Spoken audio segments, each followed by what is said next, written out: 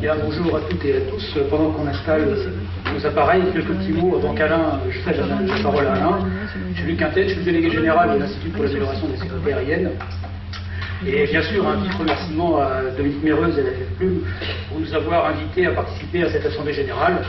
Donc je suis le DG de cet institut qui va s'exprimer en fait devant vous tous, mais également devant quelques-uns des administrateurs de l'IESA, puisque la DGAC, maîtresse des lieux, l'UFH, la FSVV, la FFPlume, autre maîtresse des lieux aujourd'hui, Air Total, j'ai cru comprendre, était présent, et l'armée de l'air, entre autres, font partie des administrateurs de l'IESA.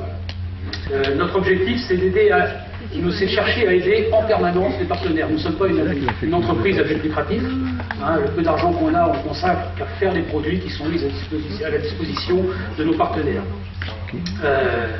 Ces produits, c'est le plus, encore une fois, le plus évident, ce sont les séquences qui sont sur le site. On travaille donc avec tous ces partenaires, dont la FFPlume, tout simplement dans l'optique, tu l'as dit ce matin Dominique, c'est d'être plus forts ensemble. Plus nous sommes nombreux à pouvoir faire avancer ce qui nous intéresse à IASA, l'amélioration de la prévention en matière d'accidentologie et d'accidentologie grave, partager nos expériences, voire et aussi nos expertises.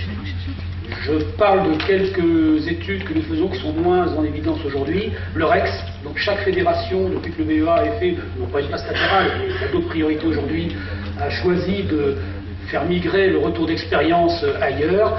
Après quelques réflexions avec la DGAC, le BEA, les fédérations, il était convenu que chaque fédé prenait en compte son propre REC, ou REX, retour d'expérience.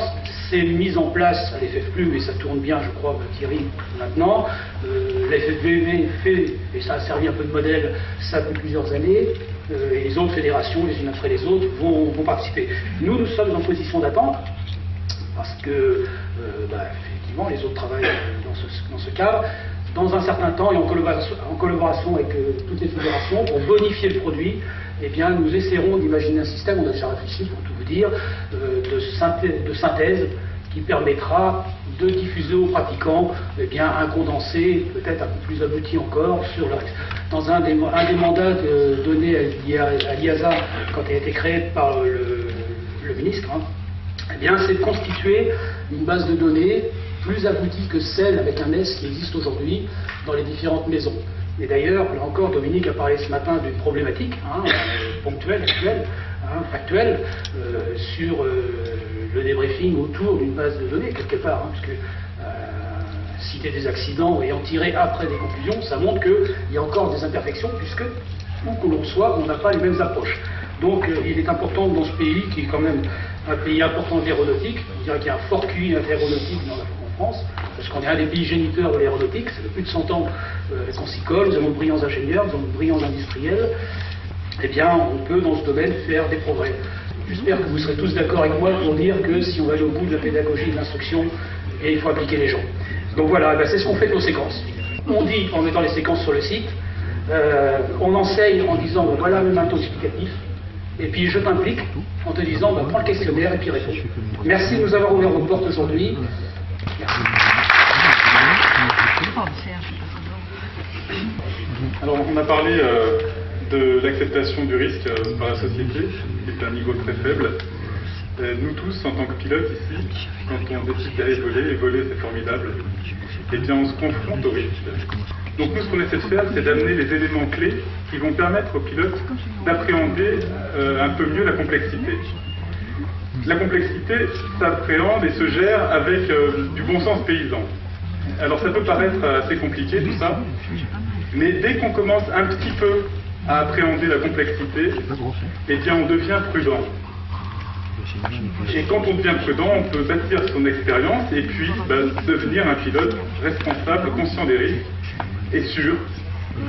Alors, Dominique Méreuse et Thierry Coudert m'ont demandé de traiter un sujet qui est celui du parachute de secours. Alors j'ai décidé de le traiter en plusieurs séquences.